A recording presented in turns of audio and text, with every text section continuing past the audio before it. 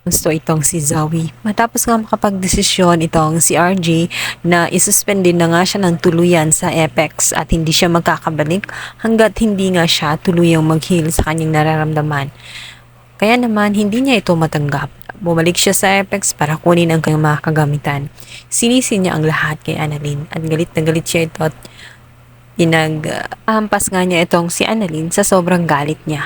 Kung hindi dahil umano kay Annalyn, ay hindi mangyayari ang lahat-lahat ng kanyang pinagdaraanan ngayon, lalong-lalo na pagkawala ni Dax at ng kanyang baby dahil masyado siyang pakialamera. Kung hinayaan lang umano ni Annalyn na makaalis na nga itong si Dax at itong si Zoe, sana ay naging masaya siya kasama nga yung kanyang minamahal na si Dax.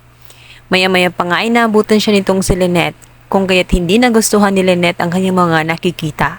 Yan naman, nasampal nga niya itong si Zoe. Sinabi niya rito na matagal na kitang binabalaan na wag nang sasaktan ang anak niyang si Annalyn.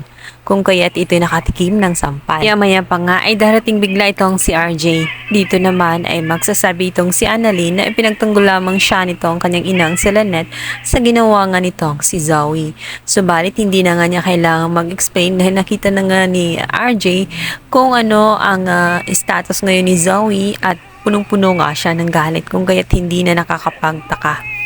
At sinabi ni RJ dito sa kanyang anak na si Zoe na kung ano mang nangyari sa kanya at kung nasuspended man siya sa kanyang pagiging doktor ay hindi kasalanan ni Annalyn dahil ang lahat ng yun ay aksyon sa dahilan ng kanyang mga aksyon na pinagagawa.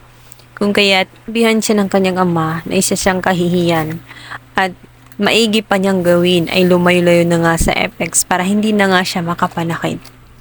Subalit, sinabi ni Zoe na yun talaga ang gusto niyang mangyari sapagkat gusto niya na magkaroon sila ng oras at yun na ang pagkakataon niya na mabuo ang kanyang pinapangarap na pamilya at makasama ang kanyang bastardang anak na ito ngang si Annalyn.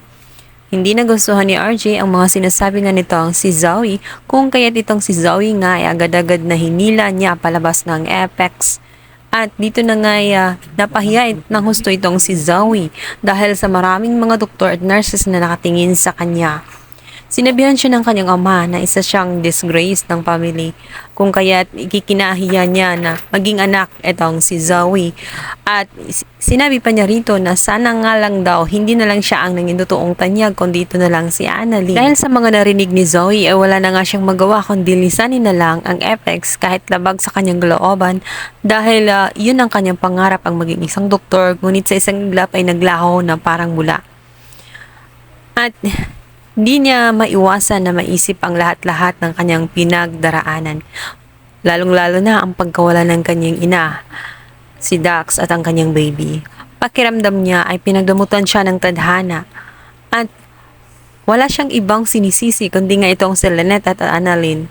Hindi man gusto ni Annalyn na makita na nagkaganoon nga ang kanyang kapatid na si Zoe, subalit wala na siyang magagawa dahil hindi na nga makontrol ang pag-uugali ni Zoe. Punong-puno na nga siya ng galit. Samantala, nag-aalala naman itong si Moira matapos niyang matuklasan ang pinagdaanan nitong si Zoe. Gusto niya itong damayan at gusto niyang lapitan.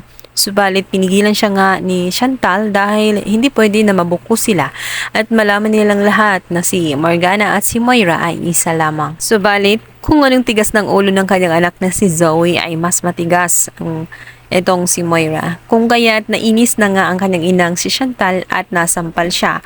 Dito ngay natuauhan siya sa kanyang mga gustong gawin dahil mali nga ang kanyang ginagawa na ipipilit niya ang kanyang gusto na puntahan ang kanyang anak at damayan sa kanyang pagdurusa.